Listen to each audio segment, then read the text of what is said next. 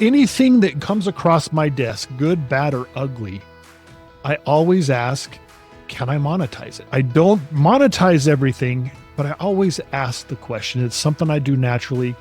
My dad was a pig farmer in southern New Mexico, but he was also a businessman. He had his hands in many different aspects of the agricultural industry. And there was some probably really good lessons in that as well, Bart, because if there's something, not if, probably when, one of those avenues dried up because of something beyond your dad's control, the other businesses were helping support the family. Well, hi there, and welcome to Side Hustle Hero, the show that is laser focused on inspiring you to start or to scale your side hustle income streams. I'm your host, Joan Possivy. Largely because of the upbringing you just heard about, Bart Merrell is wired to always look for opportunities, to ask, how can I monetize this? In our conversation, Bart shares how that mindset has shaped a lifetime of hustles, from DJing as a teenager to exporting trucks to Japan, to building a dog training business, and even creating income out of his life's toughest setback.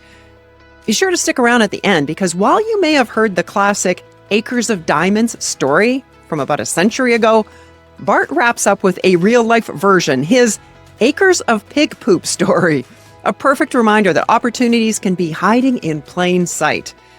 So to sharpen your opportunity radar and uncover ways to turn what you already know or do into extra income, here's my conversation with the author of Monetize Your Mindset, Bart Merrell. Welcome, Bart. Thanks for having me on. I'm excited to be here with you today.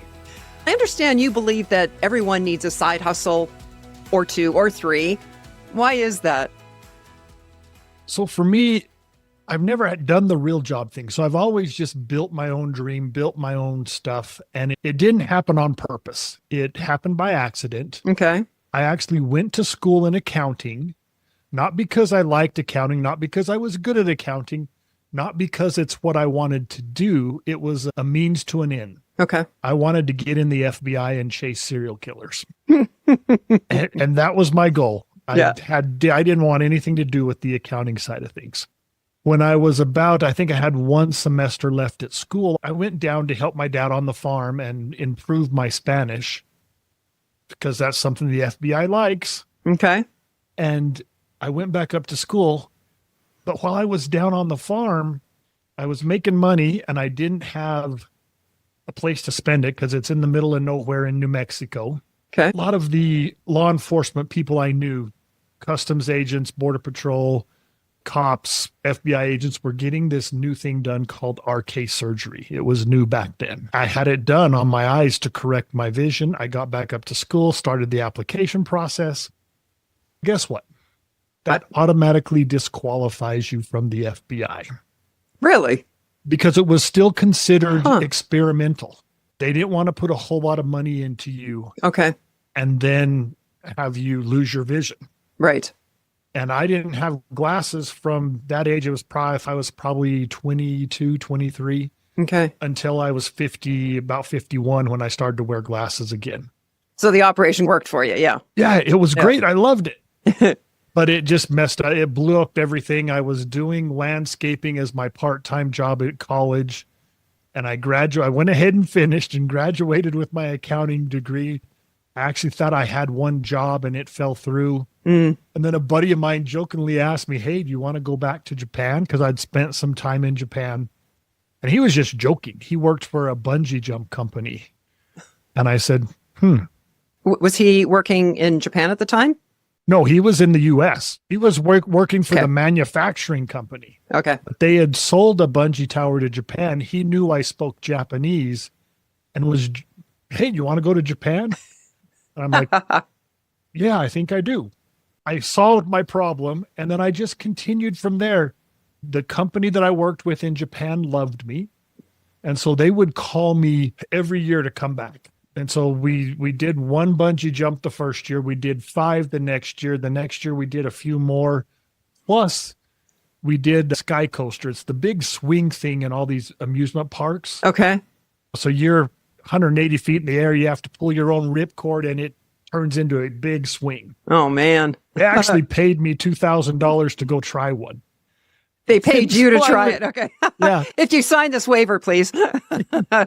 I went and tried one with my girlfriend. It was like an hour away, so a little trip, and we went and did it. I said I liked it, and they said, okay, we want to bring it over here, get it set up. And so I got it set up, and we took the first bungee jump over there, the first sky coaster over there. Okay. There was an amusement park in Japan that had a department to bring new stuff over. Okay. And so they would contact me to go try stuff. And if I liked it, then they would bring me over to build it and to help. I would be the interpreter, if you want to say that. So how did you connect with this company in the first place? Because they're the ones that bought the first bungee jump company. So the company that was in America that built the bungee towers made the connection and sold the tower. And then they were just looking for somebody that spoke Japanese. And that was a little bit crazy. And it was your buddy that worked for this company that said, hey, I know the crazy guy that can speak Japanese. Correct. Okay. And he didn't even know I was crazy then, I don't think. It Okay. just so happened that he picked the right guy. Yeah. One time they called me, it was right around Christmas time. And they said, hey, we saw this thing on Japanese TV in Germany. It's a complete unattached free fall into a net from about 150 feet in the air. We want you to go try it. Okay. And so and this is the exact conversation in Japanese, of course. I said, but that's gotta hurt. Yeah, that's why we want you to go try it. I called Germany. Germany said it's just for stuntmen right now. We'll call you when it's ready for the public. I never thought I would have got a call back. Okay. 2 months later, I got a call. I was on a plane to Germany. I tried it 3 times, went to Japan. We sold 3 in Japan, and then I built 2 here in the United States for the German company. Tried it 3 times and lived to tell about it. Okay. Yes. And I said, yes, I liked it. So that became like an ongoing side hustle by way of these contracts that you were getting. Yeah. So I would spend 3 to 6 months in Japan every year. Mm-hmm. And then I would come home and do whatever I wanted, whether it was side hustling. Then I was in Japan and I went to a gym. I would go to the gym while I was over there. And I'm 6'4", 240 back then, 230, 240. So I was pretty big for the Japanese population. Yes, absolutely. And plus I'm the gringo or the gaijin, whatever you want to call me. Yeah. And so nobody talked to me for the first 2 weeks except for the staff at the gym. Mm. And finally, this one guy, he walks up to me and he goes, hello. And I said, hello. And then I started speaking Japanese to him. And he's like, oh, I'm glad you speak Japanese because I was done at hello. Yeah. Well, we became friends. And he was a big rig driver in Japan. And about a year and a half of knowing each other, he says, hey, I want to quit driving big rig and I want to start importing camping trailers and Ford and Dodge diesel pickups to Japan. Will you help me? Wow. I had no idea how to do it, but I said, sure. Found out he had no idea how to do it either. So we learned together and we've been doing that since 1997. Really? And I still ship stuff over there. You know, some years that it's part-time income or part-time time and really good income. Right. Other years it's not so good. It just depends on a lot of things. Yeah. Give us a range though. So my best year was probably 300,000 to 400,000. Whoa. And is that gross sales or your commission on the shipment? That's my commission on the shipments. Wow. Okay. And so on a bad year, it could be down to 20,000. Right. Okay. So but it's a few calls in the morning, a few calls at night when Japan opens up, and it's just making phone calls and setting up shipments. Yeah. And I've shipped anything from trailers to Sea Ray boat to a Hummer or a H2 Hummer. Right. To a gold coin. It's not a specific line. It's just built on It's command. Mainly trailers and that type of stuff, but he'll get people that want me to find something. I'll go find it. I'll give them the price. Right. And then I figure out how to get it over there. You know, Fun. So that's one of the things that I do. So it was the bungee jumping that really brought you back to Japan and going there on a consistent basis, which then led to this friendship and this business now that's been going for decades. Correct. Very cool. And back to we got here because of the question of, I think everybody should have a side hustle. If you're a full-time employee and you're not taking advantage of the tax benefits that you're going to be able to get from being a business owner, no matter whatever they are in your country, talk with your accountant and have them figure out what deductions you can take. Right. You're paying way much money to your government. Right. And so that's one of the reasons I believe you should have, if you are a full-time employee, you need a side hustle. So that's still going on for you. And I understand you're a dog trainer as well. So anything that comes across my desk, good, bad, or ugly, I always ask, can I monetize it? Okay. I don't monetize everything, but I always ask the question. It's something I do naturally. My dad was a pig farmer in southern New Mexico, but he was also a businessman. He had his hands in many different aspects of the agricultural industry. He was part owner in a dairy farm, part owner in a mushroom farm, part owner in a produce warehouse that would bring produce out of Mexico and distribute it to the grocery stores. And there was some probably really good lessons in that as well, Bart, because if there's something, not if, probably when, one of those avenues dried up because of something beyond your dad's control, the other businesses were helping support the family. Well, and so he did. I remember it was probably around 1984. I was in high school still. And he invested some money in some business in the stock market, and it went south bad. And he lost a good chunk of his money, but worse than that, he felt bad because other people believed him and invested their money, and they lost money too. Yeah. And so I tell people that my dad never set me down and taught me the birds and the bees of business. He just showed me by his own example. Right. And then he encouraged me along the way. My first side hustle, I started at age 15. At age 11, I worked all summer on the pig farm to buy my first stereo. I loved listening to music. Okay. Little did I know, I just purchased a liability. Because every time we'd go to town, I'd have to buy the new tunes. And for an 11-year-old kid, that was a good chunk of change. Right. Then when I turned 15, I got my driver's license and I became a mobile disco person. Okay. So I took that stereo, I improved it a little bit. I bought a trailer to attach to my car, and I would drive around and do dances for people. But in my small town, nobody was hiring a 15-year-old DJ. Okay. So I had to create my own opportunity. On the weekends, after the football games or the basketball games, I would rent the community center, hire an off-duty cop for security. Mom and dad took money at the door. I spun records. Everybody had a great time. Wow. And how old were you at the time? It was good money for a 15-year-old kid. I did that clear through college, and it was just a good side income. And it was something I loved to do.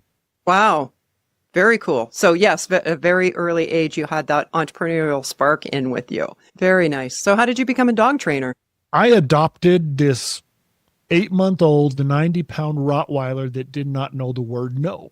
And so I kept calling a buddy of mine. His name was Sean. And I said, hey, Sean, my dog's doing this. How can I stop it? Well, you need to do this. Okay. I call him again. Hey, Sean, my dog's doing this. How do you stop it? Well, you got to do this. Finally, he says, Bart, I'm doing a train the trainer program. It's a 2-month, all day, every day program. You need to come take it so you can train your dog. So he trained dog. That I was just going to ask you. So that's why he was a dog trainer from a big company. Okay. And so I went and took their 2-month train the trainer program. Oh. And because I had to train my dog, I started my own business, and I get paid very well to play with other people's dogs.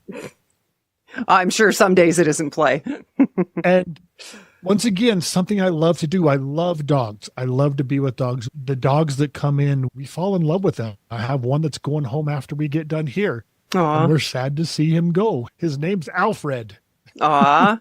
And how do you price that? Does somebody sign up for 3 months or 8-week package? How does that work? So we do a board and train program where the dog comes and lives with us for 24 days.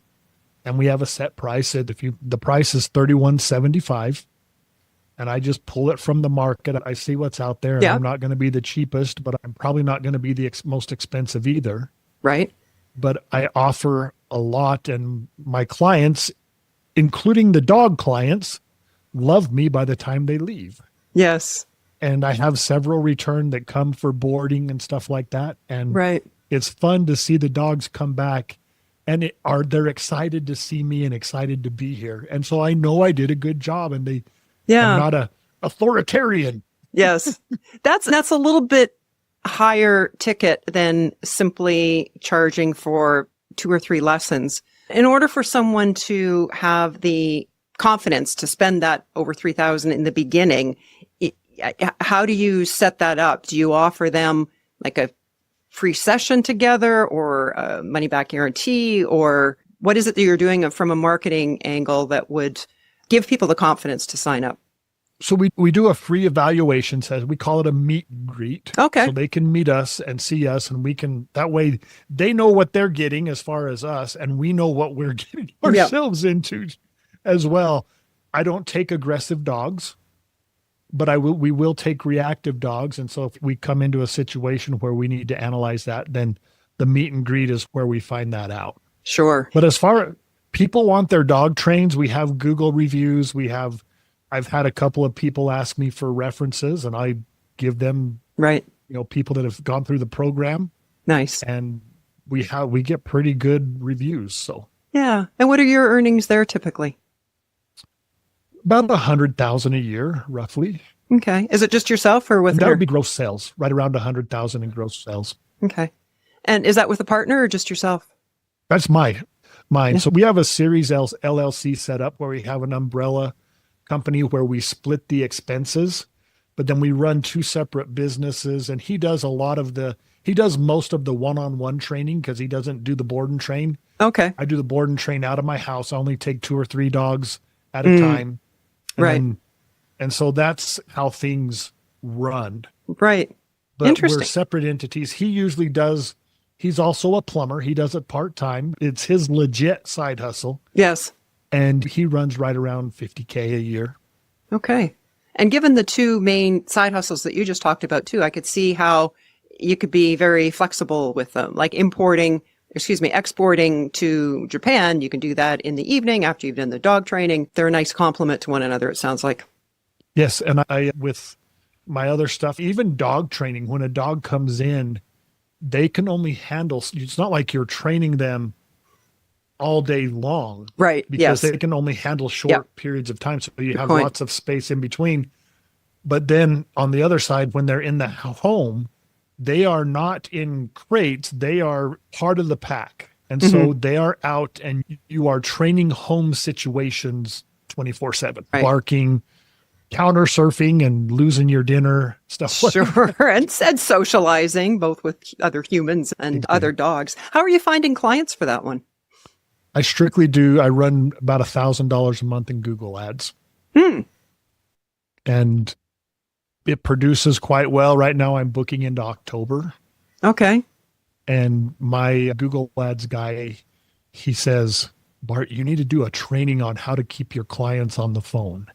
You keep your clients talking to you for longer than anybody I have ever seen. Because we have the call track, and he knows how long I'm on the phone with my clients. And I just I ask questions and listen. I've had clients in tears because of the problems they have with their dogs. And they're just like, even if I don't take their dog, Yes. I'm just so glad you listened. You're the only one that would listen to me. Aw. And it's just, I just listen. That is a good example of what you should do for any business. You have a problem that you're solving, any side hustle, anything. You have a problem that you're solving for a client. Yes. Ask your client questions and listen. Don't talk all about yourself. I can do this for you. I can do this for you. Listen to what they need. Listen to what they want. Yes. And if you're not a good fit, move on. When it comes to my training, my business of my side hustle sessions that I do with people, if I'm not a Google ads guy, I'm not going to do your Google ads. Right. But I know someone who's a good Google ads guy, and I can send you there. Yes. I had a guy come to me just this week he wants to build a prototype for a water pump. Okay. And he was asking me, how do I do that? And I says, you just need to build the prototype and then we find someone to manufacture it. And I just said, I'm not the manufacturer. I don't know how to manufacture that. Right. Right. But we can find the right guy and get you to him. Yes. Whether it's in China or Mexico or wherever we decide to send it. And so yes. If you're not the guy or the gal, don't pretend you are. Of course. Yeah. Listen to what they need. Yes. And then solve their problem. Yeah. If you're not the person, find the person that is and make the connection. And if down the road they do become a client and something goes wrong and they have a complaint, more than half the challenge, half the battle is listening to them. That's what I was thinking about when you were talking about that value of listening, them being heard. Yes. That's huge, that you acknowledge that this is their perspective of how they see the situation and then move forward into solution mode. What I've seen sometime with staff people is they get their back up and they get defensive, and that's totally going to escalate the situation. That's not helpful. Yes. Yeah. Okay. So you've got the exports to Japan, the dog training, but I understand you're still not finished with your side hustles. No. What's your next very unique one? So my very unique one is I had to have my leg amputated last year, March 24th. So March 24th or March 25th, 2024, I had my lower left leg cut off about 8 inches below the knee. Oh, man. And how did that happen, you might ask? I didn't listen to my wife. And of course, she didn't remind you of that, but at any rate, yeah. I had planned and paid for a trip to Canada to a personal development retreat in the mountains in the Blue Glacier National Park. About a month before I was supposed to leave, she comes out and she comes out of her office and she says, you can't go. Like, what? I can't go where? You can't go on your trip to Canada. It's a bad direction. Meaning my wife's what? Japanese and she's big into feng shui. Okay. And I said, I can't live my life on your feng shui. She protested for a second. She went back into her office. She comes back out and she says, no, it's a horrible direction. This could affect you for the rest of your life. When you say direction, like physical direction or just general? So okay, direction from our house to I see. I was going to go stay. And of course, I didn't listen. I went to Canada. On the last day of this retreat, I was dropped from a ropes course. The belayer said, okay, just lean back and let go. I leaned back and I let go and I went down and I landed on my ankle. Are you freaking kidding me? Oh my God. By the end of the night, I could barely walk. Okay. I went to my tent. Okay, so this was a retreat in tents. Okay. I went to my tent. I laid down. I couldn't sleep. The pain was so bad. I needed to go to the bathroom in the middle of the night. So I got up and I could not walk at all. I literally crawled on my hands and knees outside of my tent. Oh, man. Peed by my tent and crawled back in. Mm-hmm.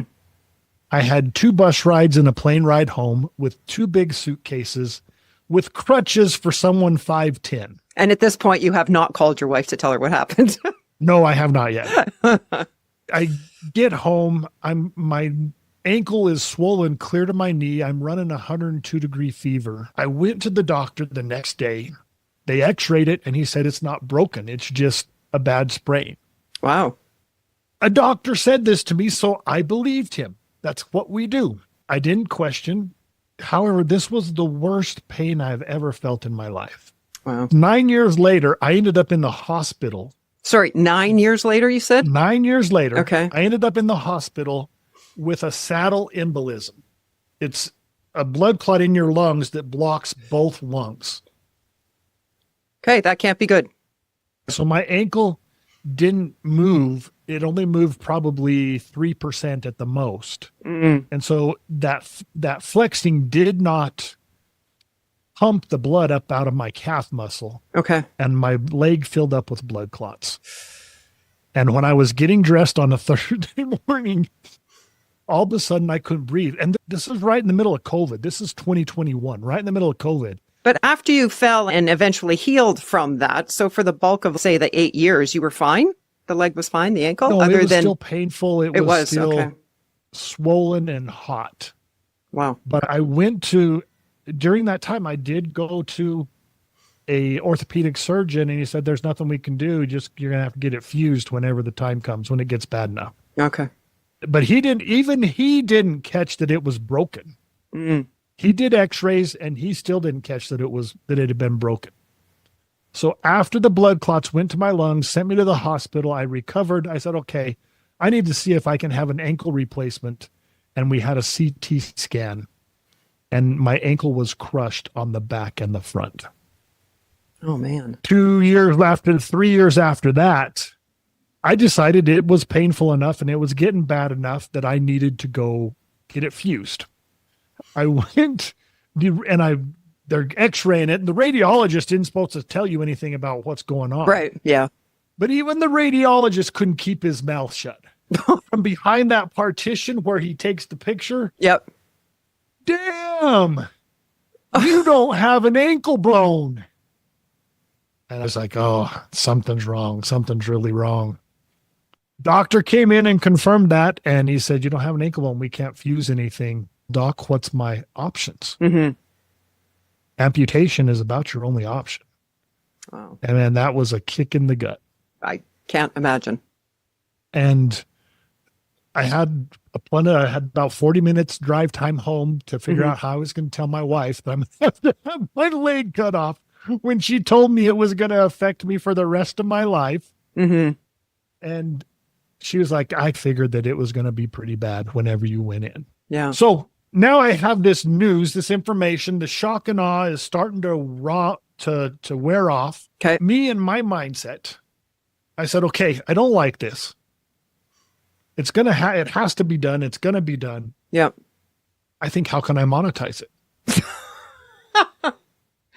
Okay, given your background, I guess I shouldn't be surprised. And so I'm thinking, how can I monetize this? I interviewed 3 prostitutes before I'd made a decision on who I was going to go with. And this was before my surgery.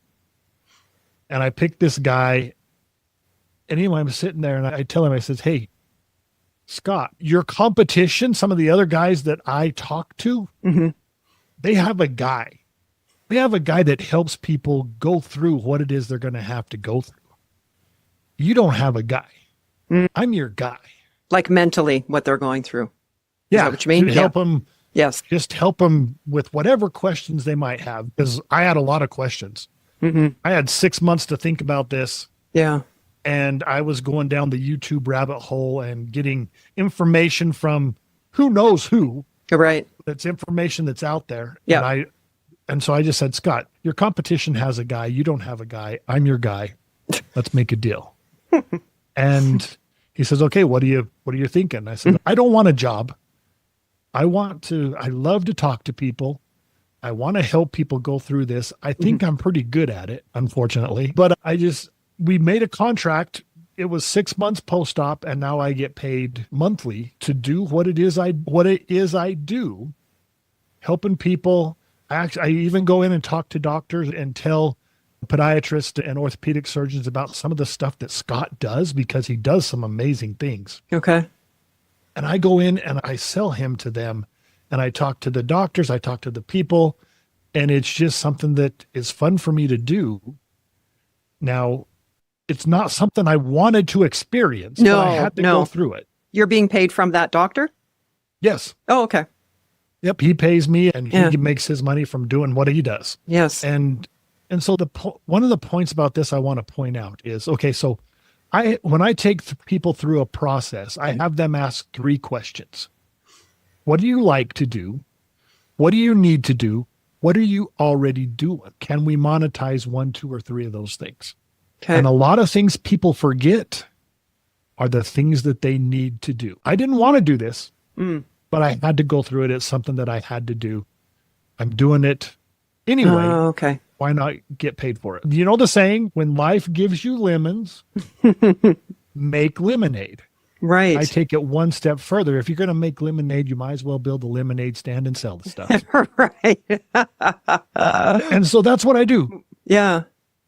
In your book, you talk about being opportunity aware. How do you train yourself to spot money-making ideas? It comes naturally to me. Okay. I automatically do it. And so I had to figure out, how can I get people to think like I do? Mm-hmm.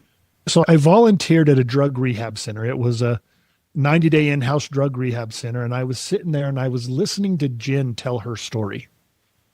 And she was talking about how when she was in high school, her and her family would go out and about. And when they were out and about, it was normal. Mm. And then whenever they would go home, that's where the neglect and the abuse would happen. Mm.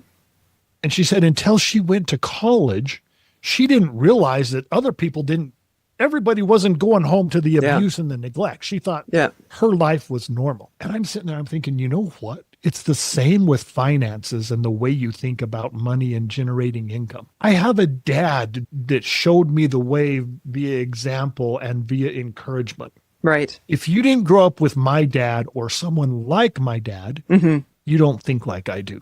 Mm-hmm. So you might need some help. And that's what my book is for. Mm-hmm. On my book, it says, this is not a how-to book. This is a how-to-think book. Right. The whole thing is to help you learn how to think. And that's what my process is that I help people through. I say, okay, what do you like to do? What do you need to do? What are you already doing? Let's take it one step further. What would you like to learn? Okay. What do you need to learn? What have you already learned that you could get compensated for if you helped other people learn them? And so then I take those we make 6 lists. Yes. And then we funnel those down we refine them into a system that pulls up the top handful of things that you need to try. As they sort of mold together, you're looking at how many of the same things show up in those categories? Yeah. So exactly. Yeah. So what do you like to do the best? Mm-hmm. The most? Yes. What do you think could be turned into a stream of income the fastest? And you're going to be wrong. Whenever we started talking about going to Japan, I thought it was going to be 6 months to a year before I'd be in Japan. I said yes. 3 months later, I was in Japan pushing little Japanese people off the top of a bungee tower. It can happen quick. And so you're going to be wrong whenever you're building these lists. But you have them, and you're going to have things that are at the top of both lists. Yes. And those are the things you should think about trying first. And the hardest part for people to do is they overlook things. They leave things that are just right there that they could monetize. And so they just need help. They need help to get that memory thinking. And yes. Interesting. And so making these lists help pull those juices to the top. Great.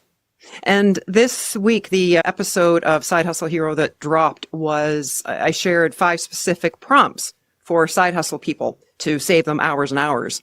And that could be an interesting prompt, is taking that list and dropping those in and say, based on this data that I'm just giving you, what would be the best recommendations for a side hustle that I could start this week, or make $500 on this month, or whatever it would be, and see what ideas that they come up with. Or it comes up with. Yeah. And I actually have a list that I've created that's free to your audience. It's one of the giveaways that I give away. It's the 25 successful side hustles for 2025. And your side hustle may or may not be on that list. Okay. Once again, it's a memory jogger. It gets you thinking. Yeah. Oh, you mean you can make money picking up dog poop? Yeah. There's a lot of people that are making good money. That's right. Picking up dog food. There's just so many things that you may not even think about. Right. That you may or may not be interested in. Well, I know you stress the importance of testing an idea before going all in. What's an example from your own side hustles where testing saved you time or money, or proved it was a winner, or maybe even you decided to take a pass? There was a time when I thought I wanted to be a poker player and wanted to make money playing poker online. Okay. As bad as I hated studying accounting books in college, right, I was devouring poker books on strategy, on how to play poker. I was in those books. I was playing 8 to 10 hours a day online. Okay. 6 months later, I looked at my account and I was like $500 positive. And that's my net positive. Yeah, yeah. And I'm like, Wow. 20 cents an hour. You're not going to be able to live on 20 cents an hour. So I put it on the back burner. It's not my goal anymore. Many people have ideas but never act on them. In your experience, what's the biggest mindset block that holds people back? Taking that first step. Okay. Taking that first step, whether it's even the idea, you may have an idea, you don't know how to do it.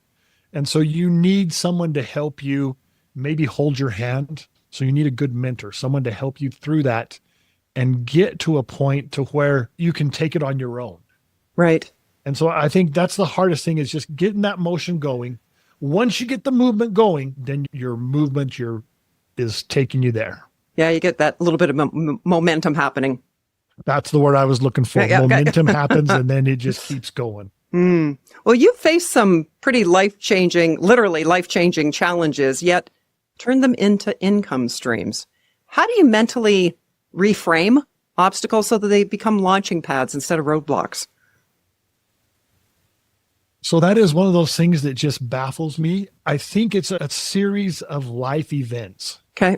A series of just growing up in the right circumstances. Not that I'm not saying easy circumstances, but even though they were hard, I had help. I had mental help, through whether it was parents that helped me along the way, friends that supported me. But it's one of those things that if you don't start working on that mental toughness now, yes, or if you didn't start a while back, you need to start now. It's like, when do you plant a tree? 20 years ago. If you didn't plant it 20 years ago, plant it now. And so there's nothing I can tell you today that is going to make you tough tomorrow. But if you start now, then eventually you're going to have that toughness. You're going to be able to get through the hard things and overcome the obstacles that get in your way. And I think part of your success, Bart, is that positive attitude you have towards it. Similar to a mentor of mine used to always say, everything happens for a reason and a purpose to serve you. So even at the point where your lower leg was amputated, you were looking for ways to, what's the word I'm looking for? Looking for ways to almost like benefit by it or make it mean something. Certainly, it gave you another vehicle to help other people, which at the core of who you are is what you want to do. And I also expected the best. Right. So I'm in a couple of Facebook groups that are amputee support groups. I didn't get into them till after, like, probably weeks, months after my surgery. And I'm so glad I didn't, because you got 10,000, 20,000 people in there showing all the negative, oh, this is happening to me, what do I do? Okay. And so I didn't have that in my head. I expected the best was going to happen. Yeah. And it did. Yeah. Awesome. Well, what's the best way for our listeners to connect with you, Bart? So I'm on Facebook, Bart Merrell. I have a new YouTube channel that I started. So it's Bart Merrell, the Side Hustle Samurai. And then get my free gift that's out there is just offer1.bartmerrell.com/20 for 2025. Got it. 25 for 2025. 2025. Yep. Yep. I will send these over to you and get them to you so that you can put them in the notes. Excellent. So what's your best tip, Bart, to inspire others to help them start and grow their side hustle dream? Have you heard the story Acres of Diamonds? Yes. So for those who don't know, it's about a Persian farmer. His name was Ali Afed. He sold his farm, went in search of diamonds, died broke alone in a foreign land, never finding his riches. The farmer he sold it to found diamonds, literally acres of diamonds in what was Ali Afed's backyard. My family, instead of acres of diamonds, we have a similar story called acres of pig poop. Yeah. My dad, even in death, taught me a very valuable lesson. So Dad, like I said, he was a pig farmer. In our town, we had more pigs than people. Roughly any time on our farm, we had somewhere around 19,000 pigs. Dad, like I said, he wasn't just a pig farmer. He was a businessman. But those 19,000 pigs would create a lot of pig poop. Yes. We would put them into settling ponds for years. And we would go from this pond to this pond. There was 3 of them. Okay. And we would rotate them every year. Dad decided in the mid-90s it was time. He was in his mid-60s. He decided it was time to shut down the pig operation, and he was going to go in search of his next acres of diamonds. Died at age 81. He never found his riches. his next big opportunity. 2 years after he passed, we sold the property for $235,000. It was a fair price for the property. Okay. About 6 months after that, the new owners of our farm were leveling those man-made ponds. Okay. They had been dry on top for years. Yeah. But as the heavy grader was moving across them, it broke through the crust and sunk up to its belly in this black muck. They called in experts. Yep. Right there on the spot, they offered the new owners of our farm $2,000 a ton for the stuff. That's $1 a pound for old pig poop. Yeah. The farm that we sold for $235,000 was now worth over $1 million. Oh, man. 500 tons of old pig poop Right. was acres of diamonds right under my dad's nose. Right. So what about you and your listeners? What are you overlooking? Or are you right there on this right on discovery? Right. Because they could be right in your own backyard, right there within your grass, right there under your nose. They may even look like a pile of pig poop. Don't overlook what is right there. If you're doing a side hustle, do something that you're already doing so that you don't have to have extra time. Find the things that are right there that you're going to do anyway and turn that into a stream of income. Well, thank you so much, Bart, for inspiring us today. You've certainly given us so many examples and stories of the importance of taking that first step and seeing what you can turn it into. And of course, thank you for being today's Side Hustle Hero. So I've got a challenge for you this week. When something comes across your desk, good, bad, maybe even a little messy or crazy, pause and ask yourself Bart's question. How can I monetize this? That single question can shift the way you see opportunities. And if you'd like more structure around figuring out which ideas fit you the best, grab my free Smart Start guide. Because step 1 is called Discover Your Fit. It'll walk you through how to connect your skills and interests and lifestyle goals to the best side hustle for you. Between Bart's How Can I Monetize This mindset and the Smart Start guide, you've got 2 powerful tools to help you move forward. And about Bart's acres of pig poop story, on the surface, it was just waste, but in reality, it was worth $1 million. His dad literally had acres of value sitting in plain sight, hidden in something most people would overlook. It's the perfect reminder that our own skills and experiences and opportunities might not look glamorous either at first glance, but if you dig a little deeper, they could be the very thing that change your financial future. Well, that's a wrap for today. If our chats are sparking your entrepreneurial spirit and providing valuable insights, consider showing your support by visiting sidehustlehero.com/support. That's where you can shoot me a virtual coffee. It's a real thing and a fun way to give the show a caffeinated thumbs up. Thank you so much. In the episode description, you'll find links to connect with Bart, as well as the full show notes, which live at our website, sidehustlehero.com. While there, be sure to grab a copy of my 28-page guide called Smart Start, From Idea to It's Live in 7 Steps. It's free for now, but not forever, at sidehustlehero.com. If you're enjoying what you're seeing in this podcast, it would be so appreciated if you would take a moment and add your comment, share the episode, and please subscribe. It'll let others know that there's valuable content here to help them start and grow their side hustle. Thanks for watching, and hustle on.